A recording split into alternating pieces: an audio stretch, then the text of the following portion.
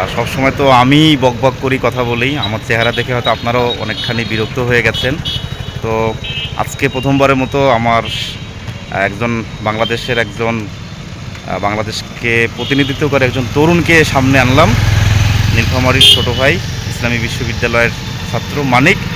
সে তেঁতুলিয়া থেকে টেকনাফে যাচ্ছে, তার সঙ্গী সাইকেল, অর্থাৎ সে সাইকেলে এই দীর্ঘ পথটা সে অতিক্রম করবে। বর্তমান তার সাথে পথে আমি কথাবার্তা বলছি আর অবস্থান করছি বিখ্যাত বোরাগাড়ি ব্রিজে। এই ব্রিজটিকে সবাই কম বেশি চিনেন, আমার এই ভিডিওটি যারা দেখছেন। আর মানিক, তার জন্য অনেক দোয়া এবং শুভকামনা। প্রথম দিনেই সে এক ধাক্কায় সে রংপুর চলে যাবে। আজকে প্রথম দিন ছিল নাকি? একদিনে সে রংপুর চলে যাবে। 7 দিনের মধ্যেই তার এই ক্রস কান্ট্রি বাই সাইকেল যে মিশনটা আছে সেটি সে সম্পন্ন করবে। তারই চিন্তাভাবনা এরকম। তো সরাসরি তার কাছে কিছু কথা শুনি। হ্যাঁ, তোমার কথাগুলো বলো। আমার এই সাইকেলিং যাত্রাটা মূলত হচ্ছে যে জাগো বাহে কণ্ঠে সবাই, তিস্তা মহাপরিকল্পনা বাস্তবায়ন চাই করতে হবে। আমাদের দেখা যাচ্ছে যে আমাদের উত্তরবঙ্গ বরাবরই অবহেলিত। সরকার বদলায় কিন্তু আমাদের উত্তরবঙ্গ বদলায় না। গুরুত্বপূর্ণ ব্যক্তিবর্গ আসে, আমাদের কথা দেয়, আশা দেয়, কিন্তু আমাদের যে তিস্তার পাড়ের যে হতদরিদ্র ব্যক্তিদের ভাগ্যের চিত্র কখনো বদলায় না।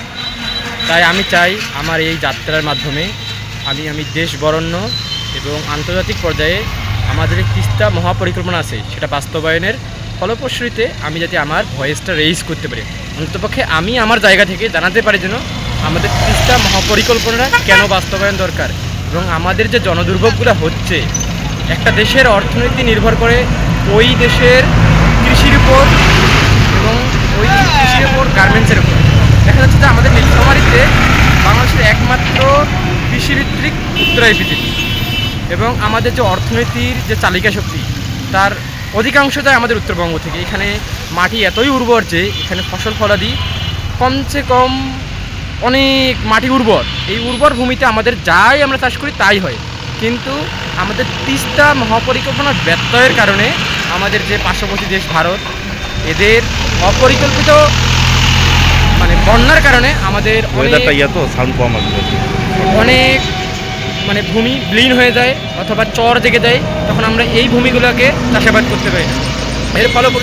এর ফলশ্রুতিতে আমাদের যে কৃষক ভাইরা আছে তাদের ভাগ্যের কোনো উন্নতি হয় না।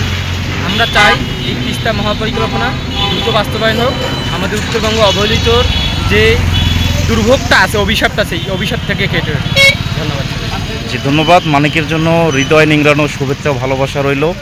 আশা করি সে তার কাঙ্ক্ষিত লক্ষ্যে পৌঁছতে পারবে। তেঁতুলিয়া থেকে টেকনাফে সে পৌঁছে এই তিস্তা মহাপরিকল্পনার যে বাস্তবায়ন সেটি যেন রূপ নেয়, সেই কথাই সে তার পথ চলতে সেই কথাগুলোই ব্যক্ত করবে। এবং অবহেলার যে দুর্দশা সেখান থেকে আমাদের নীলফামারী উত্তরাঞ্চল মুক্তি পাবে। শুভকামনা রইল এই ছোটো ভাইয়ের জন্য।